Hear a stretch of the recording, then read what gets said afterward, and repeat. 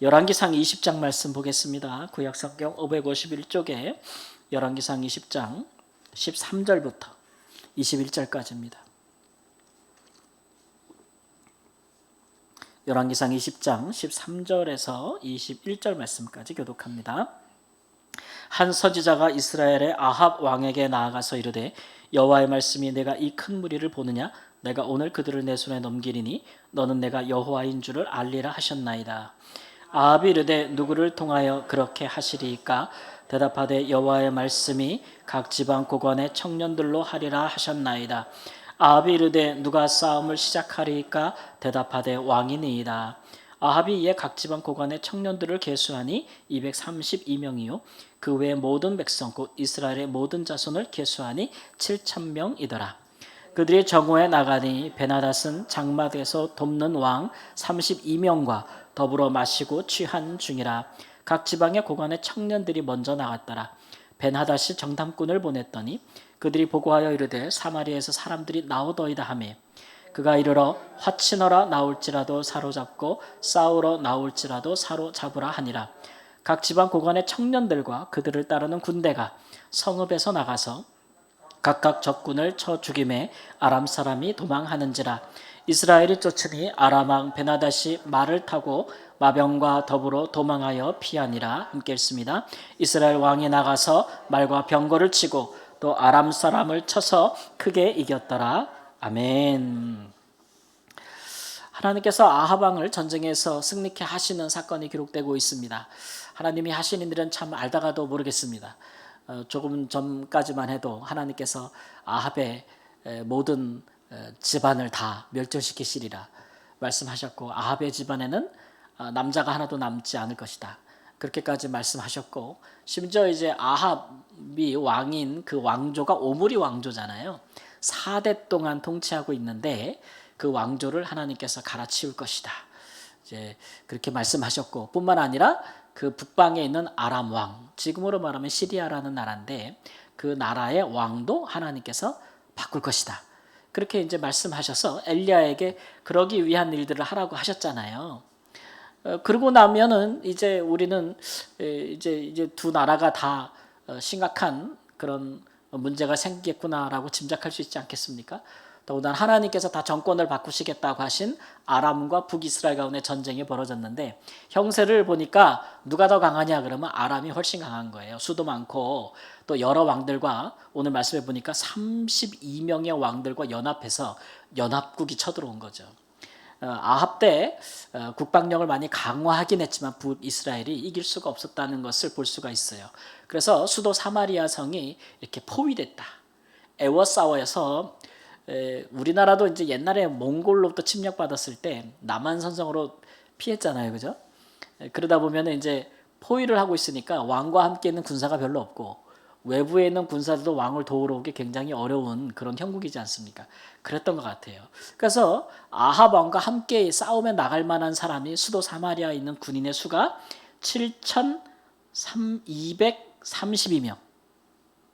그것도 232명은 고관 대작들의 자녀들이고 나머지 일반 군대 백성들로 이루어진 사람 7,000명이니까 아무리 옛적이라 할지라도 숫자가 7,000명 되는 군사를 가지고 전쟁에 이기란 수성전을 해서 이기기란 굉장히 어렵고 또 이런 포위 수성전은 굉장히 오랫동안 성을 포위하지 않습니까? 그래서 그 성 안에 마실 것이 다 마르고 그 다음에 먹을 것이 다 말라서 심지어는 사람들이 자기 자녀를 잡아먹는 그런 일이 벌어질 때까지 성을 포위하거든요.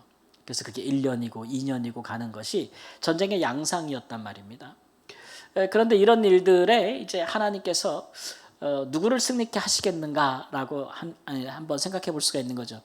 여러분은 하나님께서 아람 편을 드시는 것이 좋겠습니까? 북이스라엘 편을 드시는 것이 좋겠습니까? 북이스라엘. 왜요? 그래도 북이스라엘이 하나님의 백성이기 때문에 우리가 그렇게 생각할 수 있잖아요. 그렇죠?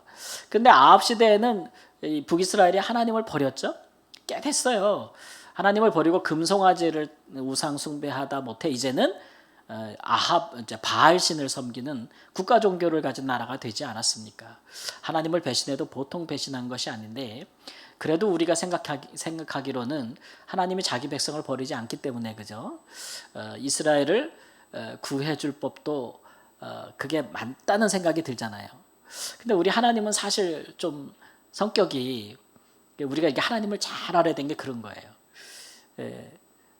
겉 모양새를 보면은 하나님이 이스라엘을 돕지 않습니까, 그죠? 근데 가만 보면 이게 돕는 게 아니에요.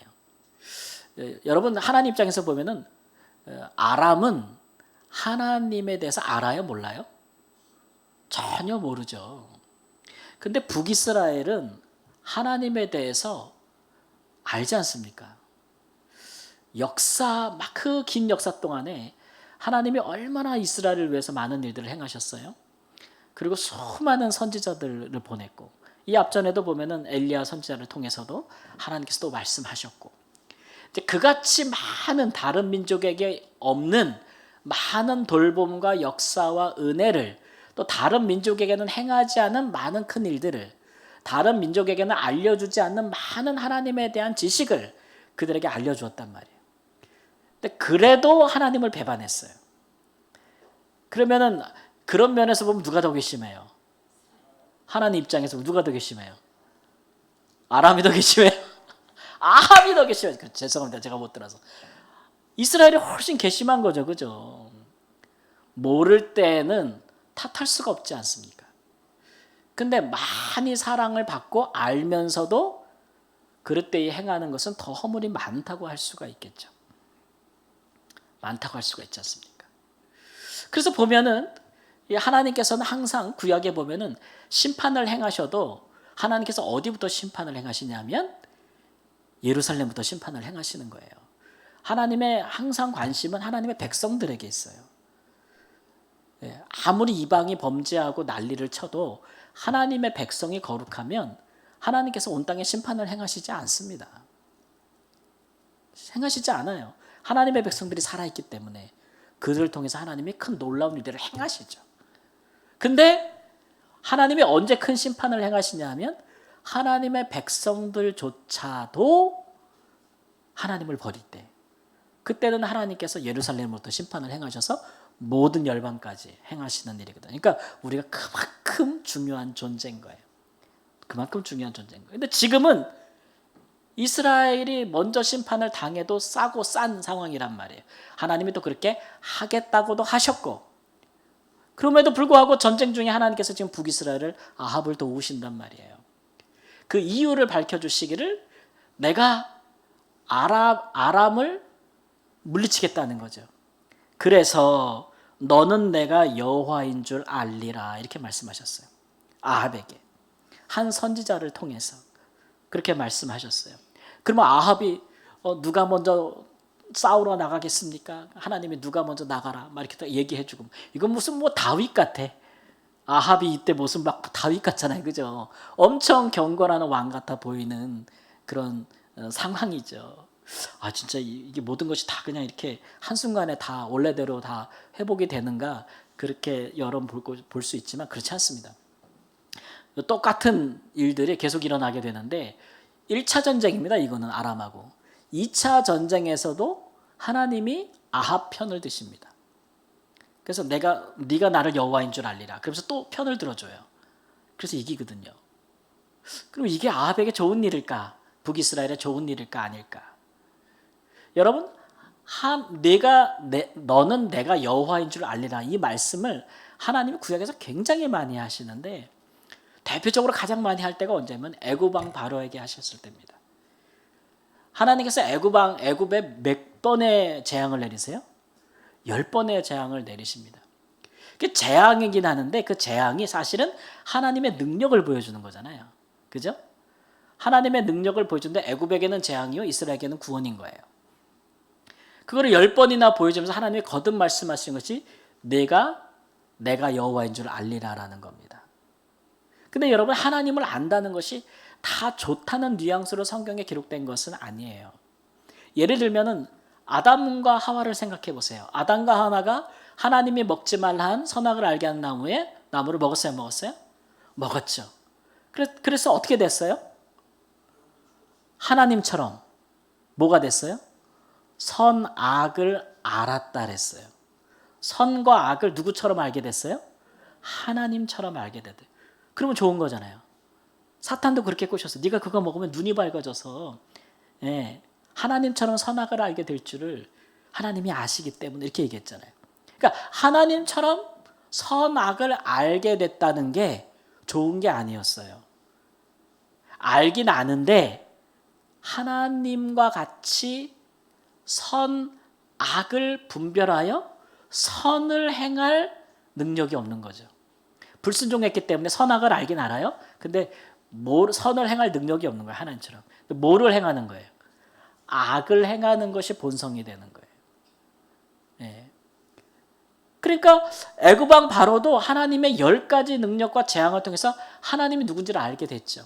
근데 첫 번째, 두 번째, 세 번째 하나님의 능력을 볼수록 바로의 마음은 어떻게 됐습니까? 하나님이 물을 피로 만들고 말이야.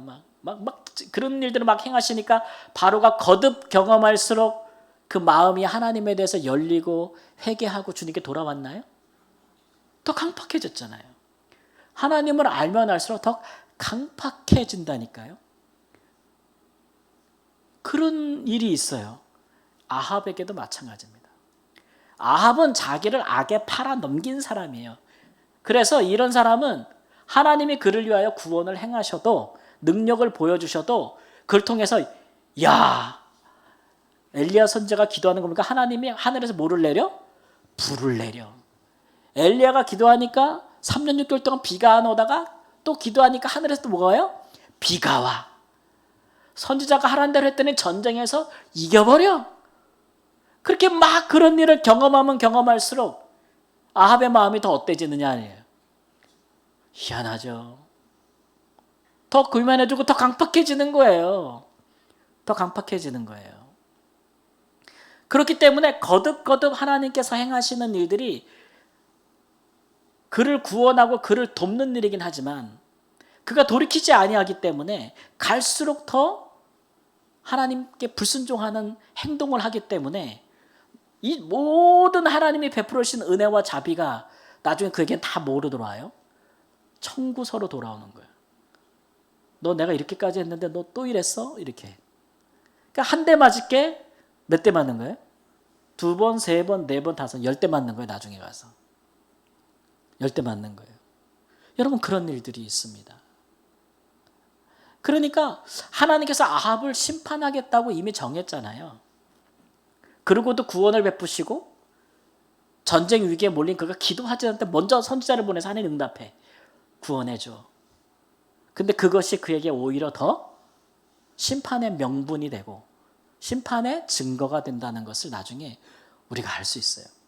1차, 2차 아람 전쟁에서 하나님의 도우심으로 아합이 이겼습니다. 그때에 나중에 이제 아람 왕을 포로로 잡습니다. 네. 아람 왕이 막 아합을 막 높이면서 살려달라고 막 그래요.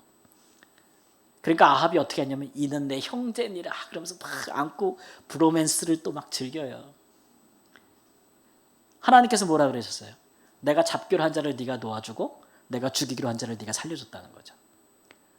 네, 그래가지고 하나님께서 아합을 더 심판하는 그런 결정적인 계기를 더 제공해 주는 거죠. 이렇듯 악인들은 그 악을 자꾸 더 쌓아서 하나님의 진노를 더 크게 만들기 때문에 여러분 우리 하나님의 사람들은 그래서 하나님이 어떻게 일하시는지를 면밀하게 관찰할 필요가 있어요. 보면적으로 어떤 사람이 바라는 것이 이루어지고 어떤 사람이 구원받고 어떤 사람이 일이 잘 되고 어떤 사람이 정말 나쁜 사람이 갑자기 위기를 모면하게 되고 이런 표면적인 형상들로 우리가 하나님에 대해서 오해하거나 하나님에 대해서 불만을 가질 필요가 없어요. 우리는 한 가지만 계산하지만 하나님은 만 가지를 생각하시는 분이잖아요. 그렇죠?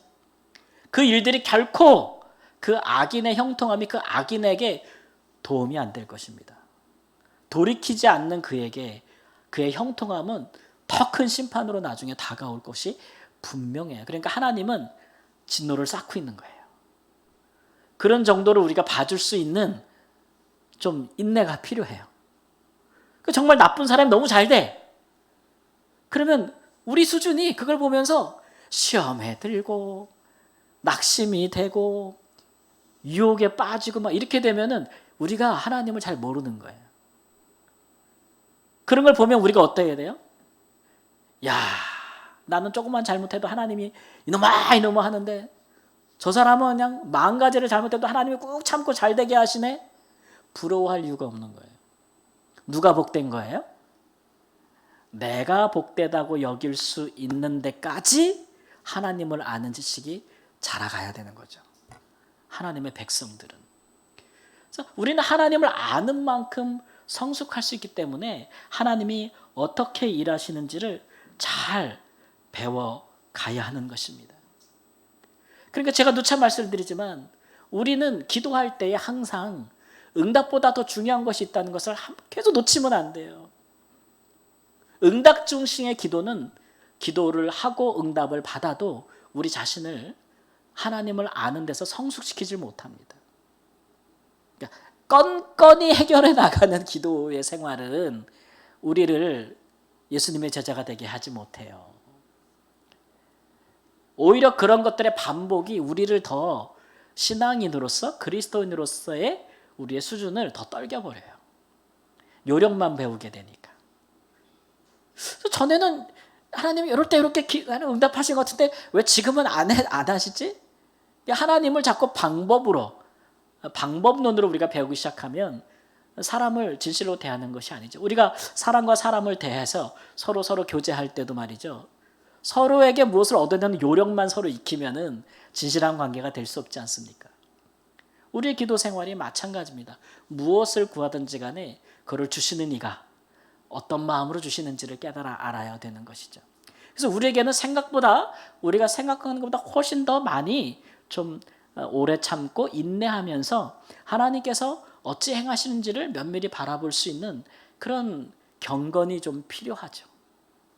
경건이 필요합니다. 특별히 이 시대에는 정말 그런 것들이 더 많이 필요한, 성숙한 그리스도인들이 더 많이 필요한, 정말로 진실하고 성숙한 기도자들이 더 많이 필요한 시대에 우리가 살고 있다. 시대에 살고 있다라는 것을 여러분 꼭 기억하시기 바랍니다.